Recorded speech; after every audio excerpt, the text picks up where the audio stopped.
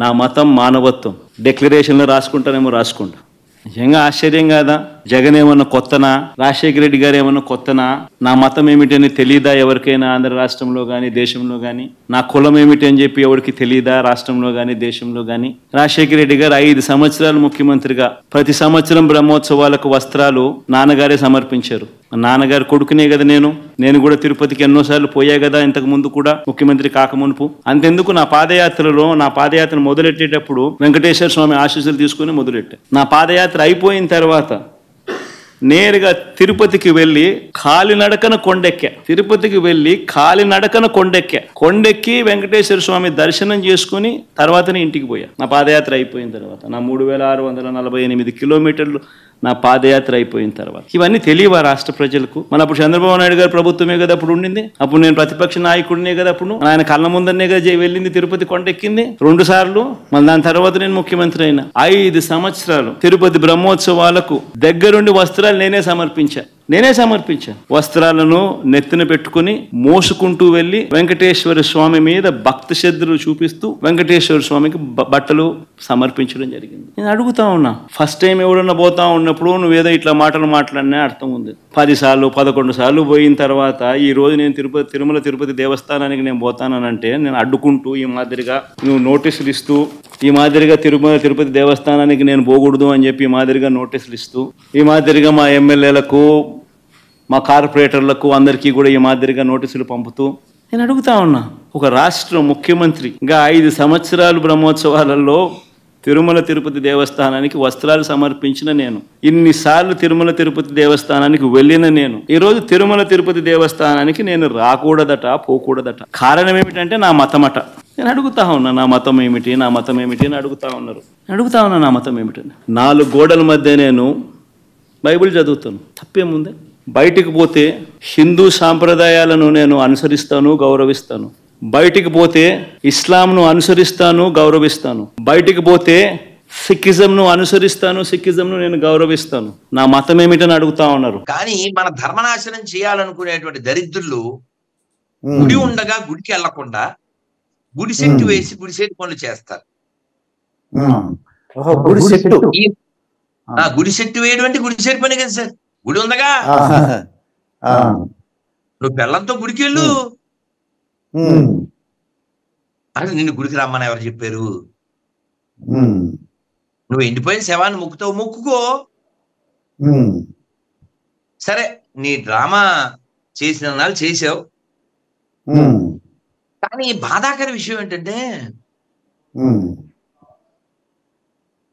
₹1 church నుంచి తేలైన చవట్లో, ₹1 మసీద్ నుంచి తేలైన చవట్లో గుళ్ళు డబ్బులు ఎత్తుకెళ్తారు కదా. అదే వచ్చిందండి. ఓకే, అది ఆపాలి.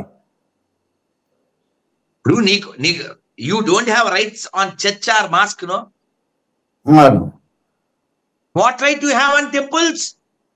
అదండి స్వామి. జగన్మోహన్ రెడ్డి ఏంటంటే అలాంటి అపచారం ఏం జరగలేదు, చంద్రబాబు నాయుడు గారు ఇలా ప్రజల మనోభావాలు దెబ్బతినేలాగా చెప్పకూడదు బయటికి అంటున్నారండి ఆయన. జరగకపోతే మంచిదే సార్. జరిగితే బయట ఎందుకు చెప్పాలి అంటున్నాడు. ఎందుకు చెప్పాలి బయటికి, ప్రజలకు ఎందుకు చెప్పాలి అంటున్నారండి. ఆఫీసర్లు ఉన్నారు కదా, మీరు ఎందుకు చెప్పారండి?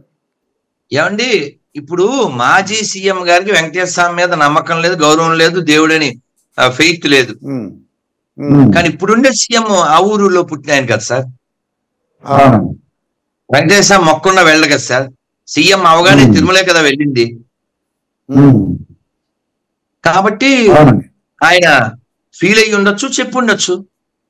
అధికారులు చెప్పాలని లేదు కదా. తిరుమలకు అపచారం చేయడం అంటే ఏంటి సార్? మన రాష్ట్రానికి, మన దేశానికి, ధర్మానికి అన్యాయం చేయడం. కలియుగ దైవం, కలియుగ దైవం దేవుడు. ప్రభుత్వాలను కూడా పోషిస్తున్నటువంటి లోకనాథుడు ఆయన కదా. ఏ ప్రభుత్వాన్నైనా చెప్పండి, ఇప్పుడు ఉన్నదైనా, ముందుదైనా, అంతకు ముందుదైనా, మేము వెంకటేశ్వర సొమ్ము ముట్టలేదు అని చెప్పండి. నాకు అక్కర్లేదు అని చెప్పండి. ఇప్పుడు గోవింద్ అన్నది కాబట్టి వెంకటేశ్వర స్వామి ప్రసాదం గురించి మీరు వినే ఉంటారు. ఉల్ఫా కంపెనీ వాళ్ళు ఎవరికి ఇచ్చారటండి నెయ్యి సప్లై. దాంట్లో జంతు అవశేషాలు ఉన్నాయంటున్నారు. ఏంటి, ఎలా చూద్దాం అంటారు ఇవి? దుర్గాప్రసాద్ గారు, ఆ, ఒకసారి వెంకటేశ్వరని అంటే మళ్ళీ కోపం వస్తుంది, బ్లడ్ బాయిల్ అవుతుంది, చాలా మంది ఉమ్, బాధపడుతూ నాకు మెసేజ్లు పెట్టారు. అందుకని మనసు ఉమ్, శాంతించడానికి ఒకసారి భగవన్నామం ఉమ్. చెబుతాను, గోవిందనామాలు. Okay Shri okay. శ్రీనివాస గోవింద, శ్రీ వెంకటేశ గోవింద, గోవింద భక్తవత్సల గోవింద, భాగవత ప్రియ గోవింద, నిత్య నిర్మల గోవింద, నిలమెగ శ్యామ గోవింద, పురాణ పురుష గోవింద, పుండరికాక్ష గోవింద, గోవింద హరి గోవింద, గోకుల నందన గోవింద గోవింద. గోవిందన్. మనస్సు చాలా ఖేదం చెంది ఉంది సార్, చాలా బాధగా ఉంది, ఉమ్, ఆవేదనగా ఉంది, ఆవేశంగా ఉంది. ఎందుకంటే ఉమ్, మనం చూడొచ్చు, ఇతర మతస్థులు అంటే పరమతస్థులు, విదేశీ మతస్థులు, పాషండ మతస్థులు మన దేశ ధర్మాలని, సంస్కృతిని నాశనం చేయడానికి 1000 ఏళ్లుగా, 1500 ఏళ్లుగా అలా ప్రయత్నం చేస్తున్నారు. ఇక్కడ పుట్టిన కుక్కమూత పిందెలే వాళ్ళల్లో చేరి నాశనం చేయడం అనేది మన చరిత్ర చెబుతుంది. ఆ చరిత్ర మళ్ళీ మళ్ళీ పునరావృతం అవడం చాలా దురదృష్టకరం. అవునండి. తిరుమల లడ్డు అంటే as good as equal to Venkateswara Swamy.